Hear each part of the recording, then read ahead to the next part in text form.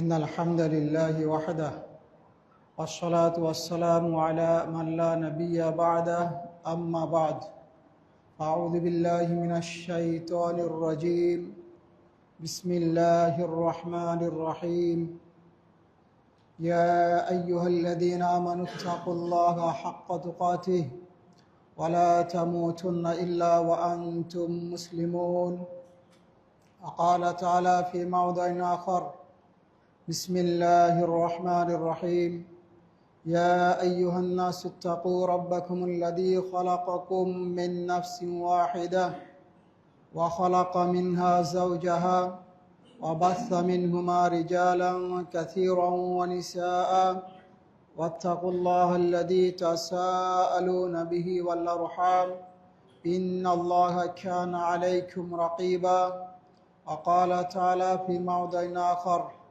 يا أيها الذين آمنوا اتقوا الله وقولوا قولا سديدا يصلح لكم أعمالكم ويغفر لكم ذنوبكم ومن يطع الله ورسوله فقد فاز فوزا عظيما قال الله تعالى في القرآن الكريم في سورة الحجرات يا أيها الذين آمنوا اجتنبوا كثيرا من الظن إن بعض الظن إثم ولا تجسسوا ولا يغتب بعضكم بعضا أيحب أحدكم أن يأكل لحم أخيه ميتا فكرهتموه واتقوا الله إن الله تواب رحيم عن سهل بن سعد رضي الله تعالى عنه قال قال رسول الله صلى الله عليه وسلم من يضمن لي ما بين لحييه وما بين رجليه أجمل له الجنة রাহুল বুখারী ও মুসলিম। উপস্থিত অত্র মসজিদের সম্মানিত মুসল্লিবৃন্দ, সর্বাগ্রে সকল প্রশংসা আল্লাহ তাবারক ওয়া তাআলার, যিনি আমাদেরকে যথা সময়ে উত্তম জায়গা মসজিদে ইবাদতের লক্ষ্যে উপস্থিত হওয়ার তৌফিক দান করেছেন। সে আল্লাহ তাআলার দরবারে জানাচ্ছি অগণিত কৃতজ্ঞতা, আলহামদুলিল্লাহ। সালাত ও সালাম বর্ষিত হোক শেষ নবী মুহাম্মদুর রাসূলুল্লাহ সাল্লাল্লাহু আলাইহি ওয়াসাল্লামের প্রতি। আল্লাহুম্মা সাল্লি আলাইহি আল্লাহুম্মা বারিক আলাইহি। সম্মানিত উপস্থিতি, আজকের খুতবার টপিক বা বিষয় হচ্ছে আল গীবাত, আন নামিমা ওয়া আসারুহুমা, আল বুহতান ওয়া আসারুহা। গীবত, নামিমা, অপবাদ, বুহতান, এগুলোর প্রভাব, এগুলোর কুফল এবং এর থেকে বেঁচে থাকার উপায়, উক্ত বিষয়ে একেবারে সংক্ষিপ্ত আকারে আলোচনা করার চেষ্টা করব ইনশাআল্লাহুল আজিজ। আপনারা জানেন যে মুহাম্মদুর রাসূলুল্লাহ সাল্লাল্লাহু আলাইহি ওয়াসাল্লাম যখন খুতবা দিতেন তার প্রতিক্রিয়া হতো। তিনি যে দাওয়াত দিয়েছেন, দাওয়াতের প্রতিক্রিয়া ছিল।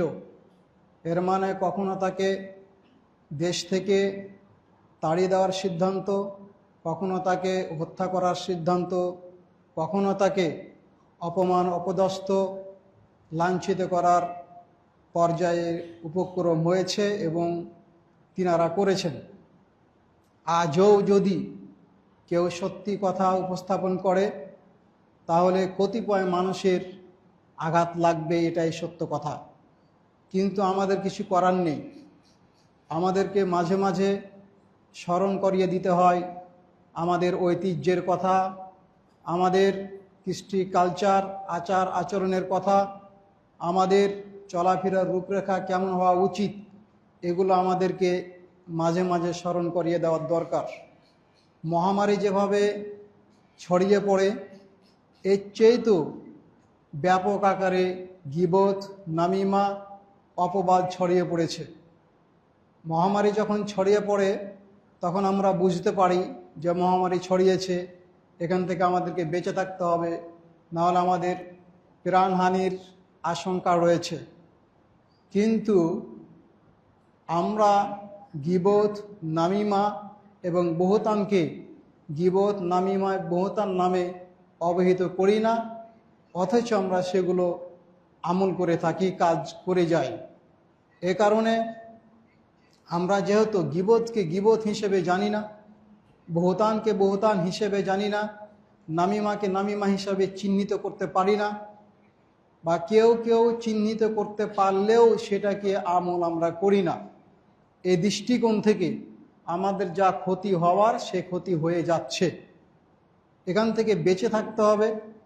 তাই আমাদের খুতবার টপিক হচ্ছে আল গিবাত ওয়ান নামিমা ওয়াল বুহতান ওয়া আসারুহুন্না, গিবত, নামিমা, বুহতান এবং তার কুফল সম্পর্কে আলোচনা।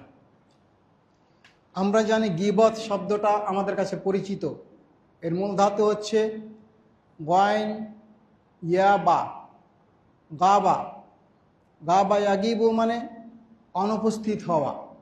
অনুপস্থিত কোনো ব্যক্তির আলোচনা করাই হচ্ছে গিবত। অনুপস্থিত কোনো ব্যক্তির আলোচনা করা হচ্ছে গিবত। এমন আলোচনা যে আলোচনাটা উনি যদি শুনেন তাহলে একটু মনক্ষুণ্ণ হবেন, রাগান্বিত হবেন বা অপছন্দ করবেন, যার ব্যাপারে বলা হবে, এটা হচ্ছে গিবত। এটা বাংলাতে বললাম। আমরা রাসূলে কারীম সাল্লাল্লাহু আলাইহি ওয়াসাল্লামের হাদিস থেকে গিবতের সংজ্ঞা জানব। তিনি কি বলেন? আবু হুরায়রা রাদিয়াল্লাহু তাআলা আনহু বলেন, রাসূলুল্লাহ সাল্লাল্লাহু আলাইহি ওয়াসাল্লাম বলেছেন, আতাদরুনা মাল গিবাহ, তোমরা কি গিবত কি এটা জানো? আল্লাহ রাসূলের সাহাবীরা বললেন, আল্লাহু ওয়া রাসূলুহু আলাম, আল্লাহ এবং আল্লাহ রাসূল ভালো জানেন। তখন আল্লাহ রাসূল বললেন, যিকরুকা আখাকা বিমা ইয়াকরাহু, তোমার ভাইয়ের সম্পর্কে তুমি যাহা কিছু বলবে এটাই হচ্ছে গিবত। উল্লেখ্য যে ভাই বলতে দিনী ভাই, দিনী ভাই হচ্ছে রক্তের ভাইয়ের চেয়েও মজবুত ভাই। মনে রাখতে হবে, দিনী ভাই হচ্ছেন রক্তের ভাইয়ের চেয়েও মজবুত ভাই। রক্তের ভাই কখনো কখনো যদি ইসলাম ত্যাগ করে তাহলে ভাই বাতিল হয়ে যাবে। ঠিক দিনী ভাই যতক্ষণ পর্যন্ত ইসলামে আছে ততক্ষণ পর্যন্ত রক্তের ভাইয়ের চেয়েও বেশি মূল্যবান। আল্লাহ রাসূল বললেন, যিকরুকা আখাকা বিমা ইয়াকরাহু, তোমার ভাইয়ের সম্পর্কে এমন কিছু আলোচনা করা যে আলোচনাটা সে অপছন্দ করে। সাহাবীরা বললেন, কিলা ইয়া রাসূলুল্লাহ ইন কানা আখি মা আকুলু, যে বিষয়টা আমি বলবো ওটা যদি আমার ভাইয়ের ভেতরে থাকে। তখন আল্লাহ রাসূল বললেন, ইন কানা ফিহি মা তাকুলু ফাকাদ ইগতাবতাহু, যদি তোমার ভাইয়ের ভেতরে সেটা থাকে তাহলেই গিবত। মনে রাখবেন, গিবত সত্য জিনিস, গিবত মিথ্যা জিনিস নয়।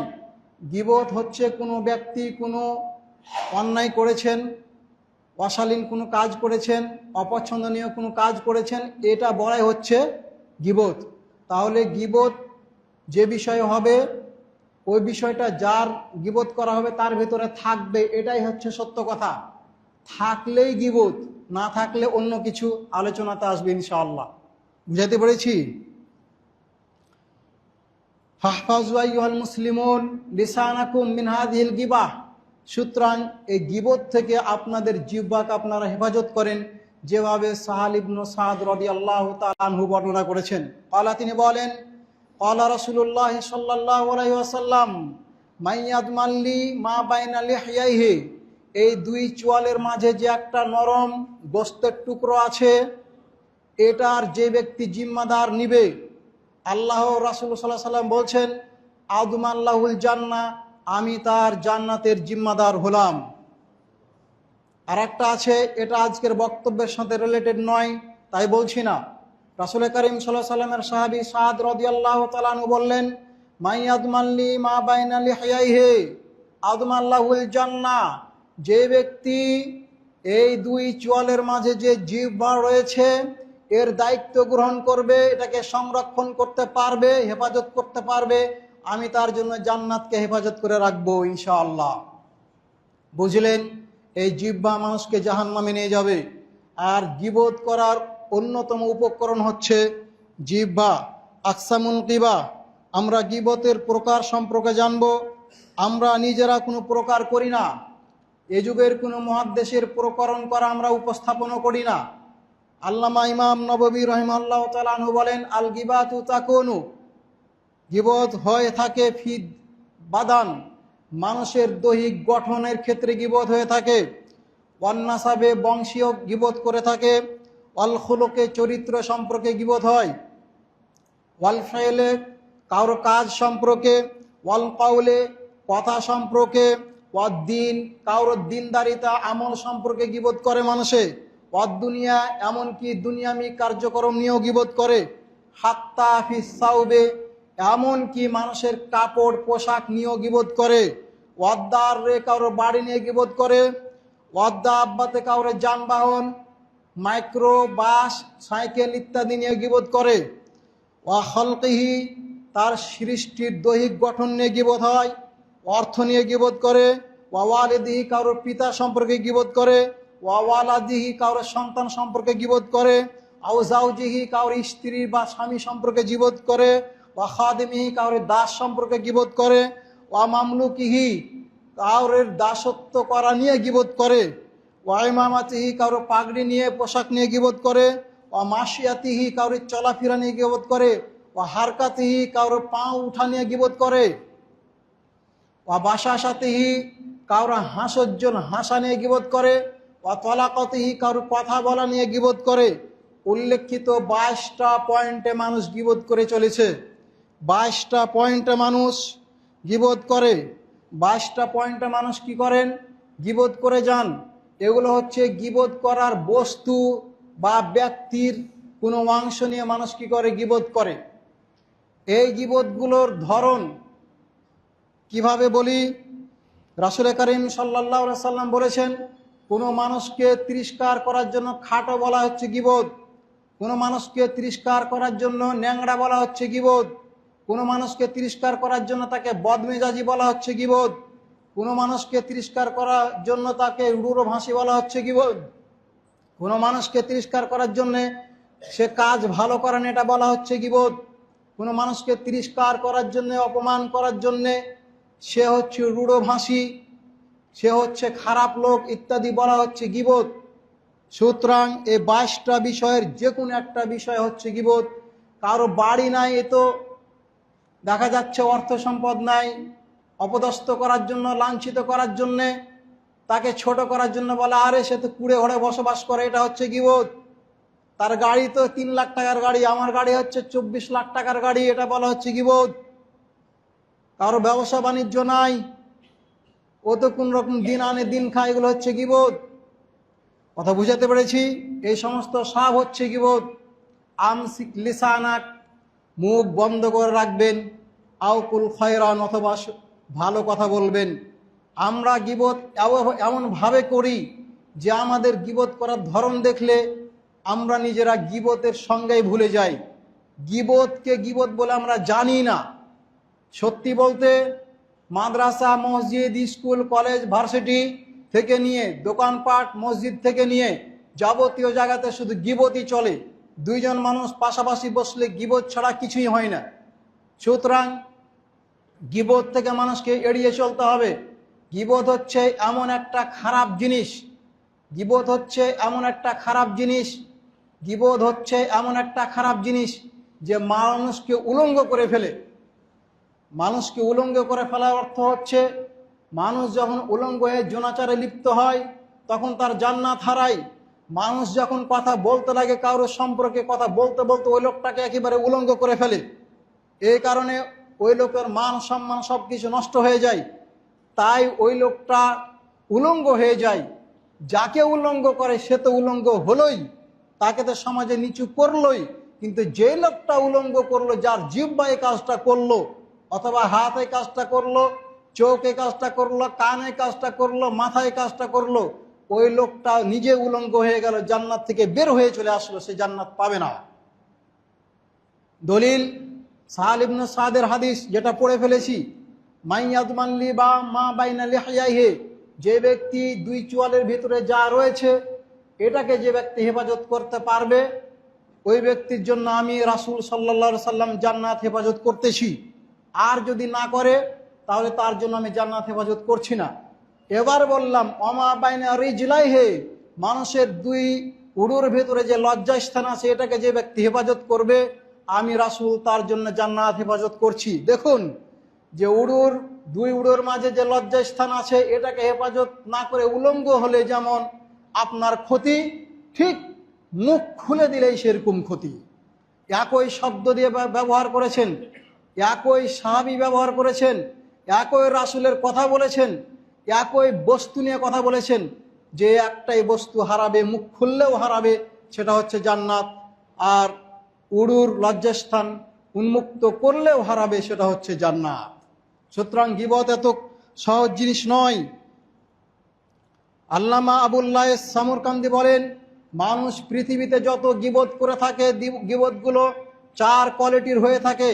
গীবতের পাপ এর পরিমাণ অনুযায়ী 4 কোয়ালিটির হয়ে থাকে। তিনি বলেন, 1 নম্বর গীবত হচ্ছে কুফর, 2 নম্বর গীবত হচ্ছে নেফাক, 3 নম্বর গীবত হচ্ছে গীবত মানে পাপ, 4 নম্বর গীবত হচ্ছে মুবাহ, যে বিষয়ে গীবত করা জায়েজ। বলছিলাম কুফর হচ্ছে ফাওয়া আন ইয়াগতাবাল মুসলিমা, কোনো ব্যক্তি মুসলিমের গীবত করবে, ফায়ুকালু লাহু, যখন তাকে বলা হবে লা তাগতাব, গীবত করিয়েন না, ফায়াকুলু, তখন ওই ব্যক্তি বলবে লাইসা হাযা গীবা, এটা গীবত নয়। যে বিষয়টা বলবে ওই বিষয়টাকে ওই ব্যক্তি গীবত মনে করবেন না, উনি বলবেন লাইসা হাযা গীবা, এটা গীবত নয়। ওয়া আনা সাদিকুন ফি যালিকা, এই ব্যাপারে আমি সত্যবাদী, আমি সত্য কথা বলতেছি। একটু আগেই বললাম যে সত্যটাই হচ্ছে গীবত, আর এই ব্যক্তি এখন বলতেছেন এটা গীবত নয়, আমি যে কথা বলছি এটা সত্য কথা বলতেছি, এর মানে এই লোকটাই কাজ করেছেন।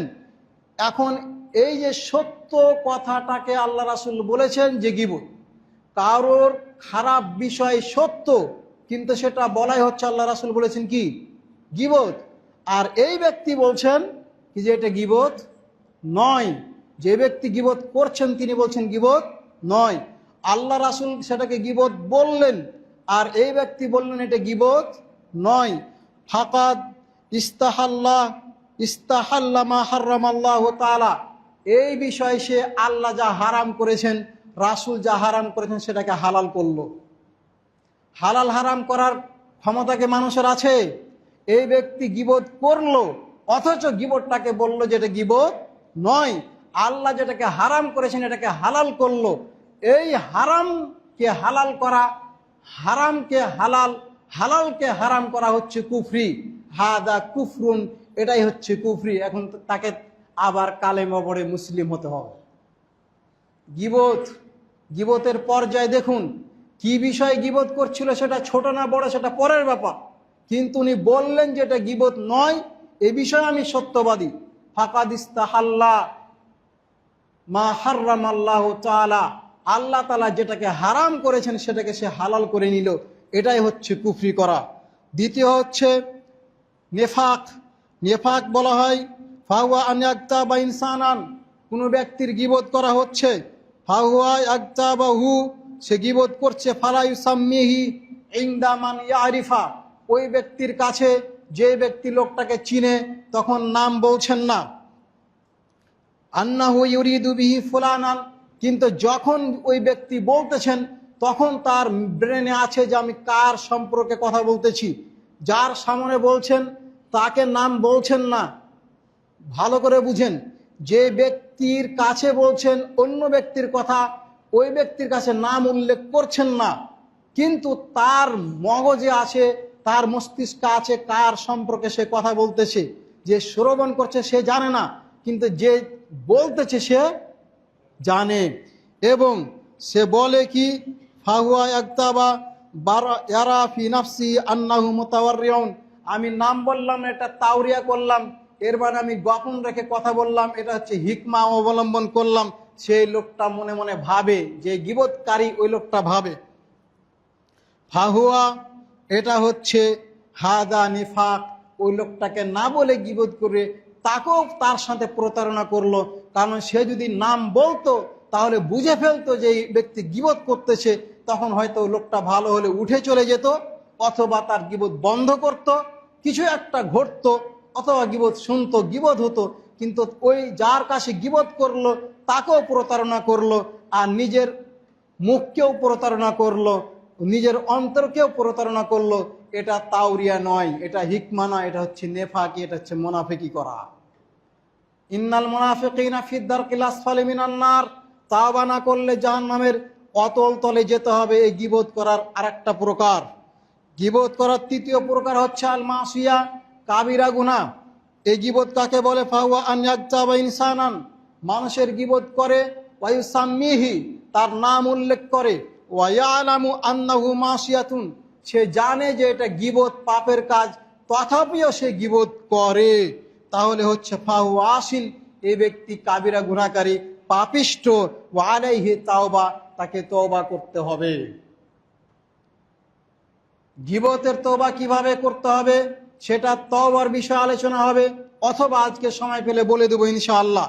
তারপর চতুর্থ গীবত হচ্ছে আনিয়াকতাবা ফাসিকান মুলিনান বিফিসকিহি, ওই ব্যক্তির গীবত করা যে ব্যক্তি প্রকাশ্যে অন্যায় কাজ করে, কাবিরা গুনাহ করে, ফাসিকি কাজ করে, অথবা সাহিবুল বিদআহ, বেদাত আমলকারী প্রকাশ্যে বেদাত করে, এই বেদাতকারীর নাম উল্লেখ করে মানুষকে সাবধান করার জন্যে এই ব্যক্তির কার্যক্রম সম্পর্কে মানুষকে বলা যাবে, বললে ফাহুয়া মাজুরুন, ওই ব্যক্তি নেকি পাবে। চতুর্থ নম্বর বলছিলাম মুবাহ, এই গীবত করলে নেকি পাওয়া যায়।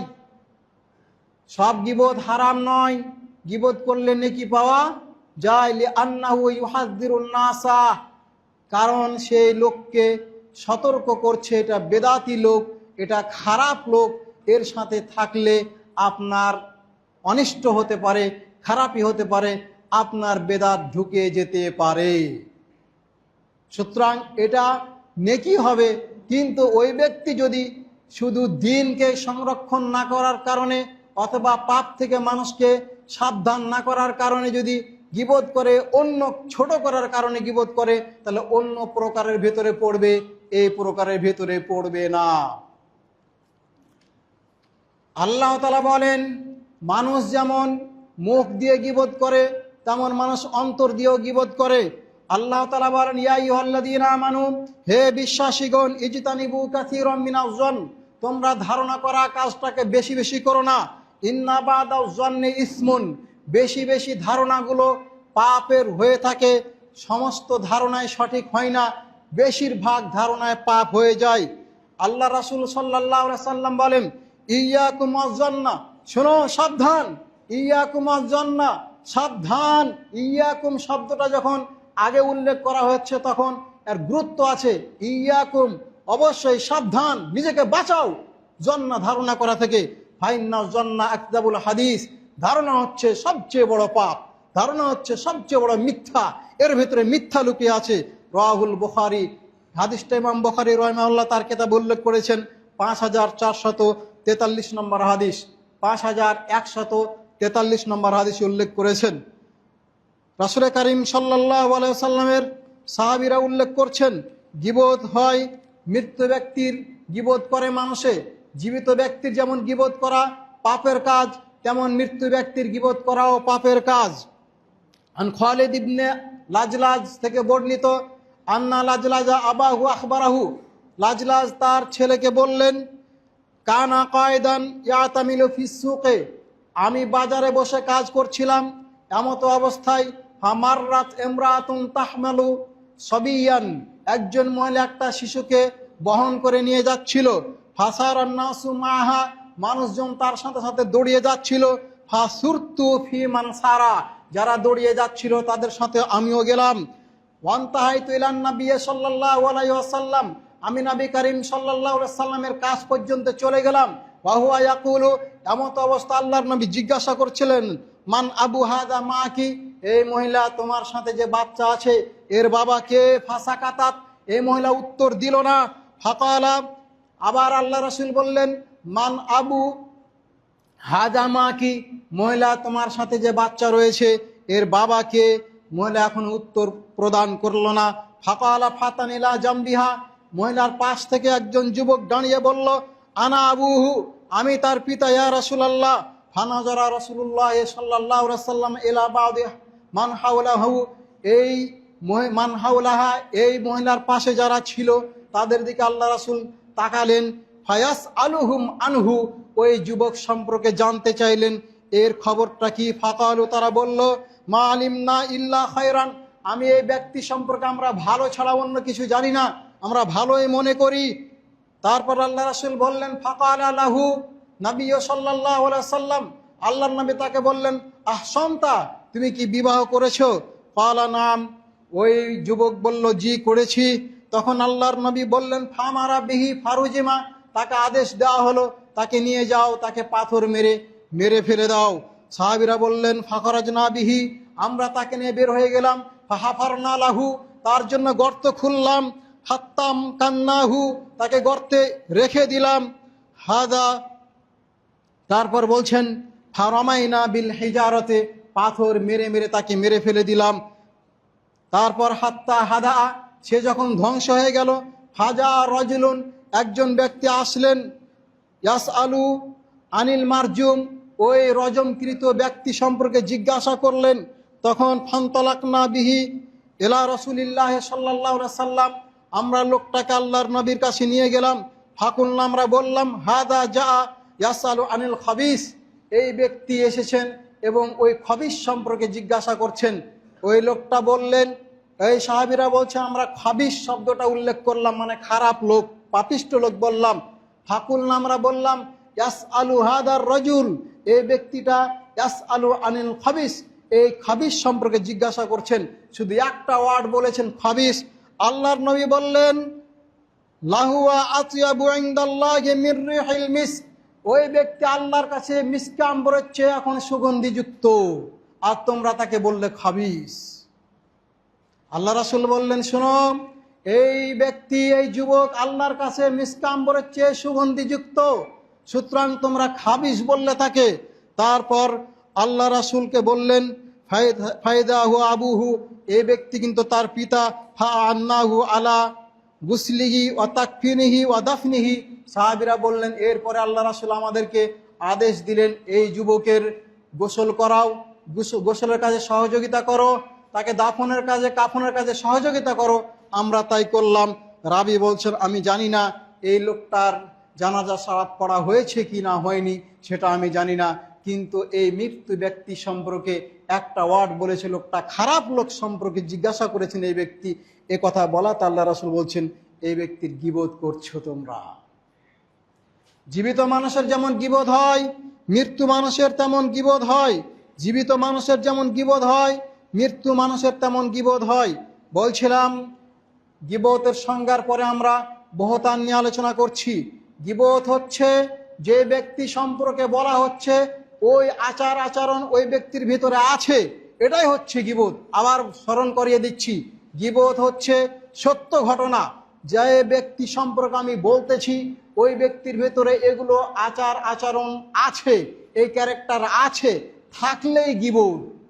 ওয়া ইল্লাম তাকুন ফিহে, যদি তার ভিতরে না থাকে, ফাকাদ বাহাত্তাহু, আল্লাহ রাসূল বললেন, তাহলে অপবাদ দিলে। যে ব্যক্তি সম্পর্কে বলবেন, যে বিষয়ে, ওই বিষয় যদি ওই ব্যক্তির মাঝে না থাকে, ওই ব্যক্তি সম্পর্কে যা বলছেন তা যদি তার ভিতরে না থাকে, ফাকাদ বাহাত্তাহু, সেটা আপনি অপবাদ দিলেন। আল্লাহ রাসূল বলছেন, ফাকাদ বাহাত্তাহু, এটা অপবাদ দিলে। সহিহুল মুসলিমের 4690 নম্বর হাদিস খুলে বসবেন। আমি তো হাজারো মানুষকে দেখেছি, কোরআন হাদিস সম্পর্কে ন্যূনতম ধারণা নাই, জ্ঞান নাই, খামাকা স্টলে বসে যায়, মানুষের সামনে বসে যায়, বলে কোরআনে আছে, হাদিসে আছে, অথচ সে বিষয় বুঝেই না যে কোরআনে কি বলা হয়েছে, হাদিস কি বলা হয়েছে। আর এ তো মানুষ সম্পর্কে মিথ্যা অপবাদ দিচ্ছে, আর ওই লোকটা আল্লাহ আল্লাহ রাসূলের উপরে মিথ্যা অপবাদ দিচ্ছে। চিন্তা করেছেন? এই লোকটা কারো কোনো ব্যক্তির গীবত করতে যায় মিথ্যা অপবাদ দিচ্ছে, আর আমরা সচরাচর আমরা কোরআন হাদিসের বরাত দিয়ে মানুষের সামনে কোরআনের আয়াতও বলতে পারি না, সঠিক তাফসিরও বলতে পারি না, হাদিসও বলতে পারি না, আসলে ওই বিষয়ে কোরআন হাদিসে আছে কিনা সেটা ন্যূনতম ধারণাও নাই, বলে ফেললাম, মানুষের কাছে শুনেছি বলে ফেললাম। এটা হচ্ছে আল্লাহ আল্লাহ রাসূলের উপর অপবাদ দেওয়া। বলছিলাম, সাহাবীদের জামানায় সবচেয়ে সতী সাধবী নারী হচ্ছেন আমাদের মা, সেটা হচ্ছেন উম্মাহাতুল মুমিনিন আয়েশা রাদিয়াল্লাহু তাআলা আনহা। তার ব্যাপারে অপবাদ দিয়েছিলেন। যখন যুদ্ধে রাসূল করিম সাল্লাল্লাহু আলাইহি সাল্লাম উনি এক স্ত্রীদেরকে লটারি করে নিয়ে যেতেন, তখন পর্দার বিধান নাজিল হওয়ার পরে আয়েশা রাদিয়াল্লাহু তাআলা আনহার নাম উঠল। তিনি তাকে যুদ্ধে নিয়ে গেলেন। ফেরার পথে যাত্রা বিরত হইল। যাত্রা বিরতির পর রাসূল করিম সাল্লাল্লাহু আলাইহি সাল্লাম সাহাবীদেরকে আবার যখন যাত্রা আরম্ভ করতে বললেন, তার আগেই তিনি টয়লেটের কাজ সমাধান করতে বাইরে গেলেন। সেখানে গিয়ে দেখলেন তার হার হারিয়ে গেছে। উনি এখানে আসলেন, হার খুঁজতে গিয়ে দেখলেন তার হাওদাটা ছিল। হাওদাটা নিয়ে সাহাবীরা চলে গেলেন। আয়েশা রাদিয়াল্লাহু তাআলা আনহা হালকা দোবলা সুন্দর মানুষ ছিলেন। উনি মনে হয় ওই হাওদার ভেতরে বসে আছেন এটা মনে করে তিনারা ওই পালকি নিয়ে চলে গেলেন, হাওদা নিয়ে চলে গেলেন। আর উনি পড়ে থেকে গেলেন। উনি ফিরে এসে দেখলেন যে সাহাবীরা চলে গিয়েছেন। উনি ওখানে বসে গেলেন। উনি বলছেন, আমি ভাবলাম যখন আমাকে ভেতরে খুঁজবেন পাবেন না, তখন আবারও ফিরে আসবেন, তখন আমি জায়গা পেয়ে যাব। উনি বসে ঘুমিয়ে গেলেন। ঘুমিয়ে যাওয়ার পরে সফওয়ান ইবনে মুতওয়াল আসলেন, লিডার ছিলেন সৈনিকদের। উনি পিছনে কিছু পড়ে গিয়েছে কিনা এটা যাচাই বাছাই করার জন্য আসলেন। উনি দেখলেন যখন আয়েশা রাদিয়াল্লাহু তাআলা আনহাকে, তখনই উনি বললেন ইন্না লিল্লাহি ওয়া ইন্না ইলাইহি রাজিউন, এ কথা বললেন এবং তার উটটাকে বসিয়ে দিলেন। পিছনে আয়েশা রাদিয়াল্লাহু তাআলা আনহাকে উঠিয়ে নিলেন এবং তিনি বলছেন, যখনই উনি বললেন ইন্না লিল্লাহি ওয়া ইন্না ইলাইহি রাজিউন, আমি যে ঘুমিয়ে পড়েছিলাম আমার ঘুম ভেঙে গেল, আমি চাদর দিয়ে মুখটাকে ঢেকে নিলাম। তারপরে উনি উট বসিয়ে দিলেন, বাহন বসালেন, তখন আমি বাহনের উপরে উঠলাম, তারপর নিয়ে চলে গেলাম। ওই দিক থেকে আব্দুল্লাহ ইবনে উবাই শুরু করলো যে তারা এই অপকর্মে লিপ্ত হয়েছে। রাইসুল মুনাফিক আব্দুল্লাহ বিন উবাই উল্লেখ করলো, চারিদিকে আকাশ ভেঙে পড়ার মতো হলো। আয়েশা রাদিয়াল্লাহু তাআলা আনহা বললেন, আমি এমনিতে অসুস্থ ছিলাম, তারপর আমি উম্মে মিস্তাহের সঙ্গে হাঁটতে বের হলাম। 1 মাস পর হাঁটতে গিয়ে উম্মে মিস্তাহ বললেন, পা হুচট খেয়ে পড়ে যাওয়ার সময় বললেন যে দুর্ভোগ মিস্তাহের। তখন আমি বললাম, তুমি কেন মিস্তাহকে বদদুয়া করছো? যে বদরের যুদ্ধে অংশগ্রহণ করেছে এরকম সাহাবীকে তুমি বদদুয়া করতেছ? আমরা কথা বলেন কেন? এটা আশ্চর্য ধরনের কথা। কথা বললে যারা কথা বললেন এদের ক্ষতিটা হলো কি জানেন? যে আপনারা যে নেকি পেতেন সালাত আদায় করে, ওই ব্যক্তি যে নেকি পেতেন ওটা বাতিল হয়ে গেল। কেউ কেউ বলেছেন সালাতটাই বাতিল হয়ে গেল।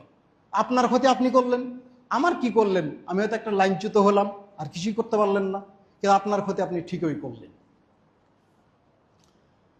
মিস্তাহ ছিলেন বদরের যুদ্ধে অংশগ্রহণ করা সাহাবী। আয়েশা রাদিয়াল্লাহু তাআলা আনহা বলছেন, আপনি বদরের যুদ্ধে অংশগ্রহণ করা সাহাবীর বদনাম করছেন, দুর্ভোগ কামনা করছেন, কারণটা কি? উনি বললেন, তোমার সম্পর্কে যে কথা বলেছে আমার মেয়ে, সেটা হচ্ছে তুমি এই অপকর্মে লিপ্ত হয়েছে, এই কথা বলেছে, এটা আমার কাছে পছন্দনীয় নয়। চারিদিকে এর রোল ছুড়ে পড়লো। এই সংবাদ যখন আয়েশা রাদিয়াল্লাহু তাআলা আনহা পেলেন, তখন আরো অসুস্থ হয়ে পড়লেন। অবশেষে আল্লাহ রাসূল বললেন, শোনো, তোমরা আমার সহধর্মিনীর উপরে যে অপবাদ দিয়েছো অথবা রটেছ যে ঘটনা, এটা যদি সত্য হয় তাহলে তো সে আল্লাহর কাছে তওবা করবে, তার পাপ সে ভোগ করবে। আর যদি মিথ্যা হয় তাহলে তোমাদের প্রতিশোধ আমি গ্রহণ করব। আল্লাহ রাসূল সাল্লাল্লাহু আলাইহি ওয়াসাল্লাম বললেন, এবং আয়েশা রাদিয়াল্লাহু তাআলা আনহার কাছে এই ঘটনা কানে পৌঁছে গেল। তখন আয়েশা রাদিয়াল্লাহু তাআলা আনহা বললেন, লাইন কুলতু লাকুম ইন্নী বারিয়াতুন, আমি যদি বলি কি যে আমি কাজ করিনি, আমি মুক্ত, তাহলে লা তুসাদ্দিকুনি, তোমরা আমাকে বিশ্বাস করবে না। তোমাদের ভেতরে এমন ভাবে গেঁথে গিয়েছে, রাসূলকে বলছেন আপনার ভিতরে এমন ভাবে গেঁথে গিয়েছে যে আপনি আমাকে বিশ্বাস করবেন না। সুতরাং এই ব্যাপারে ইয়াতারাফতু লাকুম বিআমরিন, এই ব্যাপারে যদি আমি স্বীকারোক্তি দিই, ওয়াল্লাহু ইয়ালামু ইন্নী মিনহু বারিয়াতুন, তাহলে আল্লাহ জানছেন যে আমি পরিষ্কার, আমি এই দোষে দুষ্ট নই। সুতরাং এই বিষয়ে আমার উদাহরণ হচ্ছে, এই বিষয়ে আমার কোনো করণীয় নেই। আমি যেটা করব সেটা হচ্ছে ইউসুফ আলাইহিস সালামের পিতা যা করেছিলেন আমি সেটাই করব। তিনি বলেছিলেন ফাসাবুরুন জামিল, উত্তম ধৈর্য ধারণ করা, এটাই আমি করব। যে ব্যাপারে আমার ইউসুফ আলাইহিস সালামের উদাহরণ আমার কাজে লাগবে। আল্লাহুল মুস্তাআনু আলা মা তাসিফুন, যে ব্যাপারে তোমরা বর্ণনা দিচ্ছ যে ইউসুফ আলাইহিস সালামকে বাঘে খেয়ে নিয়েছে, এই ব্যাপারে সাহায্যকারী একমাত্র হচ্ছেন আল্লাহ। আয়েশা রাদিয়াল্লাহু তাআলা আনহা বলছেন, তোমরা যে ব্যাপারে আমার বর্ণনা দিচ্ছ এই ব্যাপারে একমাত্র সাহায্যের আধার হচ্ছেন আল্লাহ। তারপর কিছুদিন চলে গেল। অবস্থা আরো ঘোলাটে হয়ে গেল। আল্লাহ তাআলা আয়াত নাজিল করলেন। অবশেষে আয়েশা রাদিয়াল্লাহু তাআলা আনহা বললেন, ফাসুরিয়া রাসূলুল্লাহ সাল্লাল্লাহু আলাইহি সাল্লাম, আল্লাহ রাসূল হাসজ্জ অবস্থায় হাসতে হাসতে আমার ঘরে প্রবেশ করলেন। ফাকানাত, তিনি বললেন, আউয়ালা কালিমাতিন বিহা, প্রথম বাক্যটা ছিল পালা, তিনি বললেন, ইয়া আয়েশা আম্মা আল্লাহু ফাকাদ বাররাকি, অতঃপর আল্লাহ তোমাকে কি করেছে, পরিষ্কার করে দিয়েছে, তোমার দোষ মুক্ত করেছেন। তখন আয়েশা রাদিয়াল্লাহু তাআলা আনহা বললেন, এই কথা যখন আমাকে বললেন, আমার মা আমাকে বলল, যাও দাঁড়াও, তারপর রাসূল করিম সাল্লাল্লাহু আলাইহি সাল্লামের সেবায় তুমি আত্মনিয়োগ করো। ফাকুল, তো আমি বললাম, লা, কখনো না, আল্লাহে ওয়াল্লাহি, আল্লাহর কসম, লা আকুম ইলাইহি, আমি তার নিকটে যাব না, হাত্তা, এমন কি, লা আহমাদু ইল্লাল্লাহ আযজা ওয়া জাল্লা, যতক্ষণ পর্যন্ত আমি আল্লাহর প্রশংসা না করব, আল্লাহকে সিজদা না করব, অতক্ষণ পর্যন্ত আমি তার নিকটে যাব না। তারপরে আয়েশা রাদিয়াল্লাহু তাআলা আনহা বললেন, ওয়া আনজালাল্লাহু তাআলা, আল্লাহ তাআলা আয়াত নাজিল করলেন, ইন্নাল্লাযীনা জাউ বিল ইফকি, যে ব্যক্তিরা এই ইফকের ঘটনা ঘটিয়েছে, উসবাতুম মিনকুম, তোমাদের একটা হচ্ছে গোত্র, তোমাদের একটা সম্প্রদায় ঘটনা ঘটিয়েছে। এরপর আল্লাহ তাআলা সূরা নূরের একাধারে 10টা আয়াত নাজিল করলেন। আয়েশা রাদিয়াল্লাহু তাআলা আনহা বললেন, আমি সেই মহিলা যার ব্যাপারে আল্লাহ তাআলা আকাশ থেকে আয়াত নাজিল করেছেন। দেখুন যে মানুষের ওপর অপবাদ, ঘটনাটা ছিল না সত্য, কিন্তু মিথ্যা অপবাদ দিয়েছে। এই কেউ যদি সতী সাধবী নারীর উপরে মিথ্যা অপবাদ দেয়, তাহলে আল্লাহ তাআলা বলছেন, ওয়াল্লাযীনা ইয়ারমুনাল মুহসানাত, যে ব্যক্তি সতী সাধবী নারীর উপরে অপবাদ দিবে, ফালাম লাম ইয়াতি আরবাতা শুহাদা, কিন্তু 4 জন সাক্ষী উপস্থিত করতে পারবে না, ফাজলিদুহুম, তাদেরকে আঘাত করতে হবে, সামানিয়াতা জিলদাতিন, কত ব্যাত, 80 ব্যাতের আঘাত করতে হবে। আর চিরদিন তাদের সাক্ষী আর গ্রহণযোগ্য হবে না, কারণ এরা হচ্ছে পাপিষ্ট ব্যক্তি, ফাসিক। সুতরাং আজকের দিনে যে ব্যক্তি কারোর ব্যাপারে যদি গুরুতর বিষয়ে অপবাদ দিয়ে যায়, তাহলে তার রজম হবে, তার কখনো শাস্তি হবে। রজমের বিধান যদি সে অপবাদ দিয়ে থাকে, তাহলে 80 ব্যাতের শাস্তি হবে। আর যদি গুরুতর বিষয় না হয়, তাহলে কখনো কখনো তাজির করতে হবে। বিচারকরা যেভাবে তাকে বুঝবে সেভাবে শাস্তি দিবে। বলছিলাম মৃত্যু ব্যক্তির গীবত, এরপরে বললাম অপবাদ। গীবত আর অপবাদ 2 জিনিস। অপবাদ হচ্ছে মিথ্যারোপ করা, অপবাদ দেওয়া, আর গীবত হচ্ছে সত্য ঘটনা গীবত করা। এরপর হচ্ছে নামিমা। নামিমা হচ্ছে একজনের কথা আর একজনকে লাগিয়ে দেওয়া, হচ্ছে নামিমা। একজনের কথা আর একজনকে লাগিয়ে দেয় যে ব্যক্তি, এই ব্যক্তির আনুগত্য করা যাবে না, এই ব্যক্তির কথা শ্রবণ করা যাবে না। আল্লাহ তাআলা বলেন, ওয়ালা তুতি কুল্লা হাল্লাফিম মাহিন হাম্মাজিম মাশাইম বিনামিম মান্নাইল লিল খায়রি মুতাদিন আসিম।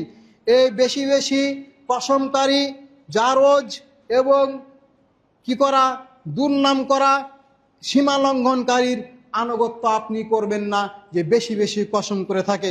মান্নাইল লিল খায়রি মুতাদিন আসিম, সে সীমা লঙ্ঘন করে, কল্যাণে বাধা দান করে, এ পাপিষ্ট ব্যক্তির আনুগত্য করবেন না। আল্লাহ তাআলা সূরা কলামের আয়াত নাজিল করে রাসূল করিম সাল্লাল্লাহু আলাইহি সাল্লামকে বলছেন, এই ব্যক্তি সম্পর্কে কি যে তুমি এদের আনুগত্য করবে না।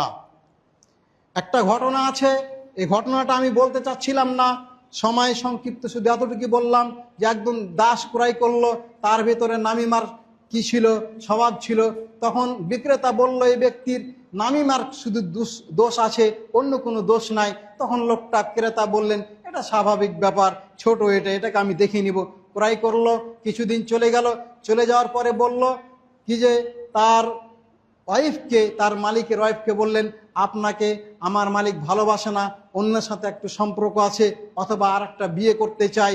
আপনি যদি তার ভালোবাসা পেতে চান, তাহলে ব্লেড দিয়ে এই দাড়ির নিচের, এই লেহিয়া দাড়ির নিচের অংশ থেকে কিছু চুল কেটে নেবেন, তারপর আপনার কাছে রাখবেন, তাহলে ভালোবাসা বৃদ্ধি পাবে। এখনও তো এই যে কি দিয়ে আপনারা ভালোবাসা করেন, কথা বুঝছেন না, ওগুলো তো আপনারাই ভালো জানেন। তো এই পরামর্শ দিল। এই মহিলাকে যদি বলে এরকম কথা, তাহলে তা অগ্নিশর্মা হয়ে যাচ্ছে, আগুনে জ্বলতে লেগেছে, কখন রাত্রি আসছে অপেক্ষায় আছে। আর তার সর্দারকে বললেন, মালিককে বললেন, আপনার ওয়াইফ মানে আমার মালকিনি অন্যের সাথে একটু সম্পর্ক করছে অথবা অন্যকে নিয়ে খুশি, আপনাকে হত্যা করতে চাই, আপনি দেখবেন যে আজকে রাত্রে আপনাকে হত্যা করার জন্য এমন কিছু জিনিস নিয়ে আসবে যেটা আপনি দেখলেই বুঝতে পারবেন। যদি আপনি বিশ্বাস না করেন আমাকে, তাহলে আপনি কি করবেন, আরবি পড়ছি না শুধু বাংলা বলতেছি, আপনি ঘুমের ভান করে থাকবেন, তাহলে আপনি বুঝতে পারবেন। একে পরামর্শ দিয়েছে আর ইনাকে পরামর্শ দিল।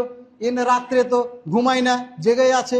যখন আসলো উনি দেখছেন কখন ঘুমাই তখনই আমি যাব, আর এই লোকও ঘুমাচ্ছে না। অবশেষে ঘুমের ভান করলো। তখন সে ব্লেড নিয়ে যখন তার কাছে আগিয়ে গেল, তার কাছাকাছি গেল, গলার কাছে যখন গিয়েছে, কণ্ঠনালীর কাছে খপ করে হাতটা ধরে ফেলেছে, ব্লেডটা ধরে নিল, ধরে তাকে জবাই করে দিল। আর সে মনে মনে ভাবলো, আল্লাহর কসম, মাকালা গোলামুন, যেই গোলাম কথা বলেছে এটাই তো সত্য কথা, আমাকে তো হত্যা করতো এই মহিলা। এই মহিলাকে হত্যা করলো। সকাল হয়ে গেল, ওই মহিলার ফ্যামিলির লোকেরা জানতে পারলো। যখন এসে লাশটা দেখলো, নিহত ব্যক্তিকে, মহিলাকে দেখলো, তারা তাকে হত্যা করলো। দুই গোত্রের হত্যাকাণ্ড শুরু হয়ে গেল। এর নামিমা চগলখড়ির কাজ হচ্ছে এই কাজ। তাই আল্লাহ তাআলা বলছেন চগলখড়ির কোনোদিন আনুগত্য করা যাবে না। এই চগলখড় হচ্ছে খুবই খারাপ। এই চগলখড় মানুষের ভিতরে একেবারে লাগিয়ে দিতে পারে গন্ডগোল। তাই আব্দুল্লাহ ইবনে মাসউদ রাদিয়াল্লাহু তাআলা বলছেন, ইন্না মুহাম্মাদান ক্বালা, মুহাম্মদ সাল্লাল্লাহু আলাইহি ওয়াসাল্লাম বলেছেন, আলা উনাব্বিউকুম, আমি কি তোমাকে এমন বিষয়ে সতর্ক করব না তোমাদেরকে, মাল আধু, আধুর ব্যাপারে সতর্ক করব না। আধু হচ্ছে হিয়ার নামিমাতু আল ক্বালাতু বাইনান নাস, এটা হচ্ছে চগলখড়ি করা, যে মানুষের মাঝে কথা লাগিয়ে বেড়ায়। এই চগলখড় সম্পর্কে আল্লাহ তাআলা নিষেধ করেছেন। আল্লাহ তাআলা নামিমা এবং আল্লাহ তাআলা চগলখড়ি সম্পর্কে বলছেন, ইয়া আইয়ুহাল্লাযীনা আমানু ইন জাআকুম ফাসিকুম বিনাবাইন ফাতাবায়ানু আন তুসিবু কওমান বিজাহালাতিন ফাতুসবিহু আলা মা ফাআলতুম নাদিমিন। হে মুমিনগণ, তোমাদের কাছে যখন কোনো ফাসিক ব্যক্তি কোনো সংবাদ নিয়ে আসবে, তখন তোমরা সেটাকে যাচাই বাছাই করে দেখবে। যদি না করো, তাহলে তোমাদের অজ্ঞতাবশত তোমাদের কাছে এমন বিষয় পৌঁছে যাবে যে বিষয় নিয়ে ফাসবাহতুম বিনাদিমিন ফাতুসবিহু আলা মা ফাআলতুম নাদিমিন, যে হত্যাকাণ্ড ঘটাবে, যাহা ঘটাবে এই ঘটনা নিয়ে তোমরা অনুতপ্ত হবে। সুতরাং কোনো পাপিষ্ঠ ব্যক্তি, কোনো ফাসিক ব্যক্তি যদি কোনো বিষয়ে কথা বলে, তাহলে অবশ্যই সেটাকে তদন্ত করে দেখতে হবে, না হলে বিশ্বাস করা যাবে না। গীবত আর নামিমার বিধান কি, এই বিষয়ে রাসূল করিম সাল্লাল্লাহু আলাইহি সাল্লামের সাহাবীরা বলেন, গীবত আর নামিমা হচ্ছে এমন খারাপ জিনিস যে মানুষকে জাহান্নামের আগুনে ঢুকিয়ে দেয় এবং মানুষের একেবারে লজ্জায় ফেলে দেয় মানুষকে। এই মানুষের অন্তর থেকে ঈমান পালিয়ে যায়, এর ভেতরে দোষ ত্রুটি বৃদ্ধি হতেই থাকে। এই ব্যাপারে আল্লাহ রাসূল সাল্লাল্লাহু আলাইহি সাল্লাম বলছেন যে নিষেধ করেছেন আল্লাহ তাআলা, ইয়া আইয়ুহাল্লাযীনা আমানু ইজতানিবু কাসীরাম মিনাজ-যন্ন ইন্না বা'দাজ-যন্নি ইসমুন ওয়া লা তাজাসসাসু। এই নামিমা করার জন্য কারোর তো ধারণা করবে না, কারোর দেওয়ালে কান লাগাবে না, কে কি বলে এটা কান পেতে শুনবে না, গোয়েন্দাগিরি করবে না, কারোর পিছনে লোক রাখবে না। এগুলো হচ্ছে নামিমার আগের কাজ। আল্লাহ রাসূল বলছেন, আইয়ুহিব্বু আহাদুকুম আইয়াকুলা লাহমা আখিহি, কেউ কি পছন্দ করে সে তার ভাইয়ের গোশত খাবে? এটা কি কেউ মৃত্যু ভাইয়ের গোশত খাবে? এটা কি কেউ পছন্দ করে? ফাকারিহতুমুহু, অবশ্যই তোমরা সেটাকে পছন্দ করো না। তাহলে ওয়াত্তাকুল্লাহ, আল্লাহকে ভয় করো। ইন্নাল্লাহা তাওয়াবুর রহিম, তিনি তওবা কবুলকারী এবং তিনি দয়াশীল, তিনি তোমাদেরকে ক্ষমা করে দিতে পারেন। সুতরাং তোমরা এই গোশত খাওয়ার মতো কাজ তোমরা করো না। আবু বকর রাদিয়াল্লাহু তাআলা আনহু বলেন, আন্না রাসূলুল্লাহ সাল্লাল্লাহু আলাইহি ওয়াসাল্লাম, আল্লাহ রাসূল সাল্লাল্লাহু আলাইহি ওয়াসাল্লাম বলেছেন, কামা ইয়াওমান নাহারে বিমিনা, যেদিন তিনি বলেন সেদিন মিনায় দাঁড়িয়েছিলেন, মিনা প্রান্তরে ইয়াউমুন নাহারে দাঁড়িয়ে বলছেন, ইন্না দিমাকুম ওয়া আমওয়ালাকুম ওয়া আরাদাকুম, শুনে রাখো তোমাদের রক্ত, তোমাদের সম্পদ, তোমাদের সম্মান, আলাইকুম হারামুন, তোমাদের কাছে হারাম। তোমাদের উপরে কারোর সম্মান, কারোর রক্ত মানে আত্মা, কারোর ধন সম্পদ নষ্ট করা হচ্ছে হারাম। কা হুরমাতি ইয়াউমিকুম হাযা, আজকের দিনের সম্মান নষ্ট করা যেমন হারাম, তেমন কারোর সম্মান নষ্ট করা হারাম। আজকের দিনে এই মাসে যেমন কারোর যুদ্ধ বিগ্রহ করা হারাম, সম্মান নষ্ট করা হারাম, অনুরূপভাবে কারোর সম্মান নষ্ট করা হারাম। এই শহরে যেমন যুদ্ধ বিগ্রহ করা হারাম, এই শহরের সম্মান নষ্ট করা হারাম, অনুরূপভাবে কারোর মান সম্মান নষ্ট করা হারাম, গীবতের মাধ্যমে হারাম। সুতরাং গীবত হচ্ছে চিরতরে হারাম, বুহতান হচ্ছে চিরতরে হারাম, নামিমা হচ্ছে চিরতরে হারাম। এ হারাম কাজ শ্রবণ করা হচ্ছে হারাম, এ হারাম কাজ শ্রবণ করা হচ্ছে হারাম।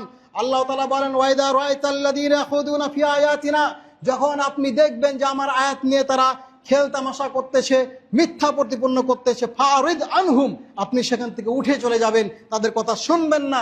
হাত্তা ইয়াখুদু ফি হাদিসিন গায়রি, যতক্ষণ পর্যন্ত তারা অন্য বিষয় না আলোচনা করছে অতক্ষণ পর্যন্ত আপনি ওখানে থাকবেন না। ওয়াইম্মা ইউনসিকান্নাকা শাইতানু, যদি শয়তান আপনাকে ভুলিয়ে দেয়, বসে যান, শুনে ফেলেন, তাহলে ফালা তাকুদ বাদা যিকরে, যখনই আপনার জেগে উঠবে কি যে আমি গীবত শুনতেছি, এখান থেকে চলে যাবেন। সুতরাং গীবত শোনা হচ্ছে হারাম। আল্লাহ তাআলা বলেন, তাদের সাথে বসবেন না, মাল কওমি জালিমিন, এই অত্যাচারী ব্যক্তির সাথে তুমি বসবেন না। আমি আহসুদুনান নাসা আলা মা আতাহুমুল্লাহু মিন ফাদলি, যে ব্যক্তিকে আল্লাহ তাআলা সম্পদ দান করেছেন, ওই ব্যক্তির সম্পদের উপরে আরেকজনের ক্রোধ বেড়ে যাচ্ছে, হিংসা বেড়ে যাচ্ছে, এই হিংসা মনে মনে করা হচ্ছে গীবত। এটা হচ্ছে গীবতের অন্তর্ভুক্ত। রাসূল কারীম সাল্লাল্লাহু আলাইহি ওয়াসাল্লাম বলছেন, মান কানা লাহু মুজলিমাতুন লিআখিহি মিন ইরদিহি, কারো সম্মানের ব্যাপারে, কারো মালের ব্যাপারে কেউ যদি কি করে, গীবত করে, ফালিয়াতাহাল্লালহু মিনহু ইয়াউমা ক্বাবলা আল্লা ইয়াকুনা দিনারুন ওয়ালা দিরহামুন, এমন দিন আসবে যেদিন তার কাছে দিনার থাকবে না, দিরহাম থাকবে না, অর্থ সম্পদ কিছু থাকবে না। এই দিন আসার আগে যেন তার সাথে মিটমাট করে নেয়। সুতরাং মৃত্যুর আগে যেন মিটমাট করে নেয়, না হলে তার পরিণতি হবে ভয়াবহ। তাকে আল্লাহ তাআলা ছেড়ে দিবেন না, তার পাপকে মাফ করবেন না। যার অন্যায় করেছে তার কাছ থেকে ক্ষমা নিতে হবে অথবা তাকে দিয়ে দিতে হবে। ওয়াইলুল লিকুল্লি হুমাজাতিল লুমাজা, মানুষ মনে করে ক্ষমতার বলে তার সম্মুখে আমি বলতে পারবো, তাকে সম্মুখে তাকে ছোট করে গীবত করে। এই ব্যক্তি সম্পর্কে আল্লাহ হোতামার কথা বলেছেন এবং তিনি বলছেন, আইয়ুহিব্বু আহাদুকুম আন ইয়াকুলা লাহমা আখিহি মাইতান, সে কি পছন্দ করে যে এই গীবত করে করে সে মৃত্যুর গোশত খাবে? গীবত কত জঘন্য জিনিস, যে আমর ইবনে আস রাদিয়াল্লাহু তাআলা আনহু বলছেন, মাররা আলা বাগলিন মাইয়িতিন, একটা মৃত্যু খচ্চরে পাশ দিয়ে আমরা অতিক্রম করছিলাম, আল্লাহর নবী বললেন আমাদেরকে, কিছু সাহাবীদেরকে বললেন, লিআন ইয়াকুলার রাজুলু মিন হাদা, একজন মানুষ এই মৃত্যু খচ্চরের গোশত খায় পেট ভর্তি করবে, এটা হচ্ছে ভালো একজন মুসলিমের গীবত করার চেয়ে। বুঝছেন, একটা মৃত্যু খচ্চর মরে পড়ে আছে, গন্ধ বের হচ্ছে, এই খচ্চরের গোশত খাওয়া তার জন্য বেশি ভালো হবে যে ব্যক্তি মুসলিম ভাইয়ের গীবত করছে, তার চেয়ে গীবত করে খাওয়াচ্ছে এই মৃত্যু এই খচ্চরের গোশত খাওয়া হচ্ছে ভালো। হাদিসটি সহিহ আদাবিল মুফরাদে 506-59 নম্বরে উল্লেখ করা হয়েছে। বলছিলাম গীবত করা সুদের চেয়ে ভয়াবহ গুনাহ, যেটা উল্লেখ করেছেন সহিহুল জামের 2203 নম্বর হাদিসে উল্লেখ করা আছে। আমি বলছিলাম আল্লাহ তাআলা বলছেন, শোনো, তোমরা মুসলিমদেরকে কষ্ট দিও না, মুসলিমদের গোপন বিষয় কি করো না, তলাশ করো না। যে ব্যক্তি মুসলিমদের গোপন বিষয় তলাশ করবে, আল্লাহ তাআলা তার কিয়ামতের দিন গোপন বিষয় তলাশ করবে এবং ইহকালও গোপন বিষয় তলাশ করবেন। ওয়ামাই ইয়াত্তাবিউল্লাহু আওরাতাহু, যেই ব্যক্তির গোপন বিষয় আল্লাহ তাআলা কি করবেন, এই তলাশ করবেন, সে যদি বাড়ির ঘরের একেবারে লুকিয়ে কোনো জায়গায়, খুব শৌখিন জায়গায় লুকিয়ে থাকে, তবু আল্লাহ তাআলা সেখান থেকে তার ইজ্জত পাংচার করবে, তাকে লাঞ্ছিত করবেই করবে আল্লাহ তাআলা, এবং কিয়ামতের দিন লাঞ্ছিত করবেন। সাহাবীরা বললেন, দুইজন ব্যক্তি, আমরা রাসূল কারীম সাল্লাল্লাহু আলাইহি ওয়াসাল্লামের সাথে চলতে লাগলাম, কবরের পাশে আসলাম, দুইটা কবরে আযাব হচ্ছিল। আল্লাহ রাসূল বললেন, শোনো, এই কবরে আযাব হচ্ছে এমন কোনো বড় পাপের কারণে নয়, একটা হচ্ছে একজন হচ্ছে গীবত করতো, আর একজন পেশাব থেকে কি করতো না, নিজেকে পরিষ্কার রাখতো না, পেশাব থেকে নিজেকে বাঁচিয়ে রাখতো না, এই জন্য কবরে কেউ আযাব হচ্ছে। সুতরাং উল্লেখযোগ্য গীবতের কারণে কবরে আযাব হয়। বলছিলাম অন্যের পাপ গীবত করার কারণে চাপিয়ে দেওয়া হবে। রাসূল কারীম সাল্লাল্লাহু আলাইহি ওয়াসাল্লামের ওই হাদিস, যে হাদিস রাসূল কারীম সাল্লাল্লাহু আলাইহি ওয়াসাল্লাম বলছেন, তোমরা কি জানো সবচেয়ে নিঃস্ব মুফলেস ব্যক্তিকে? সাহাবীরা বললেন, যার টাকা নাই পয়সা নাই, সেটা হচ্ছে সবচেয়ে মুফলেস ব্যক্তি। আল্লাহ রাসূল বললেন, না, আমার উম্মতের মধ্য থেকে যারা সালাত, সিয়াম, হজ, যাকাত ইত্যাদি নিয়ে উপস্থিত হবে, কিন্তু তার কাছে পাওনাদার উপস্থিত হবে, এই মর্মে, কেউ বলবে আমাকে গালি দিয়েছে, কেউ বলবে আমার গীবত করেছে, কে বলবে আমার মাল নষ্ট করেছে, কে বলবে আমাকে হত্যা করেছে, কে বলবে যে আমার সন্তান হত্যা করেছে, তখন তার নেকি থেকে তাকে দিতে থাকতে হবে, দিতে দিতে দিতে দিতে ফাইন ফানিয়াত হাসানাতুহু, যখন তার পাপ শেষ হয়ে যাবে, তখন তার এখনও পাওনাদার থেকে যাবে। তখন আল্লাহ রাসূল বলছেন ওই ব্যক্তিদের গুনাহ তার উপরে চাপিয়ে দেওয়া হবে, অবশেষে তাকে জাহান্নামে নিক্ষেপ করা হবে। আল্লাহ তাআলা যেন আমাদেরকে এই জাহান্নামে যাওয়া থেকে, অন্যের পাপকে গ্রহণ করা থেকে আল্লাহ তাআলা আমাদেরকে হেফাজত করুন, আমিন। এ বিষয়ে অনেক দলিল উপস্থাপন করা যাবে, কিন্তু আমরা সেটা বলতে চাচ্ছি না। আমরা এতটুকু বলতে চাচ্ছি যে গীবত 6টা বিষয়ে গীবত করা জায়েজ। 6টা বিষয়ে গীবত করা জায়েজ। 1 নম্বর কথা হচ্ছে যে জুলুমকে প্রতিহত করার জন্য কোনো রাষ্ট্রনায়কের কাছে বা যারা জুলুমকে প্রতিহত করতে পারবে তার কাছে জুলুমের কথা উপস্থাপন করা জায়েজ। জুলুমের কথা উপস্থাপন করলে কারোর ব্যাপারে বলতে হবে, এটা বলা জায়েজ। অন্যায় বন্ধ করার জন্য যে ব্যক্তি অন্যায় করছেন তার অন্যায়ের কার্যক্রম সম্পর্কে রাষ্ট্রনায়কের কাছে অথবা যারা দায়িত্বশীল আছেন তাদের কাছে বলা জায়েজ। বলছিলাম সারি বিধান সমাধান চাইতে ফতোয়া জিজ্ঞাসা করতে গিয়ে কারোর বিষয়ে যদি সত্য কথা খারাপও হয় তাহলে বলতে হবে এবং সেটা কি করতে হবে, জেনে নিতে হবে, এটাও জায়েজ। কোনো মুসলিমকে ক্ষতি থেকে সংরক্ষণ করার জন্য বেদাত থেকে যেমন বললাম, যেমন বলছে আকীদা ভ্রষ্ট, তাদেরকে আমরা মুসলিম ভাই মনে করি, তাদের থেকে সাবধান করার জন্য আমাদের শায়েখেরা ওই ইরান টিরান ইত্যাদি সম্পর্কে বলতেছে, তখন আমরা মনে করতেছি সবাই গীবত করলাম, সব শায়েখ গীবত করলো, এটা গীবত নয়। তাদের থেকে সাবধান করাটা গীবত নয়, বরং এই সাবধান করলে নেকির ভাগী হবে, আরও নেকি পাবে উল্টা করে। বলছিলাম প্রকাশ্য পাপাচার বা বেদাত ব্যক্তিকে পরিচয় করিয়ে দেওয়া এবং তার থেকে সাবধান করার জন্য বলা যাবে এটা হচ্ছে গীবত নয়। কাউকে যদি যেই বিষয়ে যে নামে পরিচিত হয়েছে, কেউ যদি বলে কি যে অমুক একটা নাম ওই অন্ধ ব্যক্তি নামেই পরিচিত হয়ে গেছে, অন্ধ বললে সব চিনে, তাহলে শুধু পরিচয় উল্লেখ করার জন্য তাকে বলা যাবে, অন্য কোনো অবস্থাতে বলা যাবে না। এই 6টা বিষয়ে গীবত করলে এই গীবত হচ্ছে মুবাহ, বরং নেকি পাবে। অন্যথায় এই উদ্দেশ্যে যদি গীবত না হয় তাহলে আল্লাহ তাআলা কাউকে ছেড়ে দিবেন না এবং কাল কিয়ামতের দিন আমাদেরকে হিসাব দিতে হবে। আল্লাহ তাআলা আমাদেরকে সকলকে যেন গীবত থেকে বেঁচে থাকার তৌফিক দান করেন, আমিন। গীবত হচ্ছে অত্যন্ত জঘন্য ভয়াবহ কাজ, বুহতান হচ্ছে তার চেয়ে আরও জঘন্য কাজ, এবং নামিমা হচ্ছে একেবারে জঘন্য কাজ। বুহতান বলছিলাম যে মান কাযাবা আলাইয়া মুতাআম্মিদান ফালিয়াতাবাওয়া মাকআদাহু মিনান নার। রাসূল কারীম সাল্লাল্লাহু আলাইহি ওয়াসাল্লাম বলছেন যে হাদিস আমি বলিনি, যেটা কথা আমি বলিনি, ওই বিষয়টা আমার উপরে চালিয়ে দেওয়া, হাদিসের নামে চালিয়ে দেওয়া হচ্ছে, এটা যদি কেউ করে তাহলে এই অপবাদের কারণে সে তার স্থানটাকে জাহান্নামে করে নিল। আল্লাহ তাআলা আমাদেরকে যেন মুখ বন্ধ রাখার তৌফিক দান করেন, আমাদেরকে মুখ বন্ধ রেখে যা বলবো শুধু কল্যাণকর কথা বলার তৌফিক আল্লাহ তাআলা আমাদেরকে দান করুন, আমিন।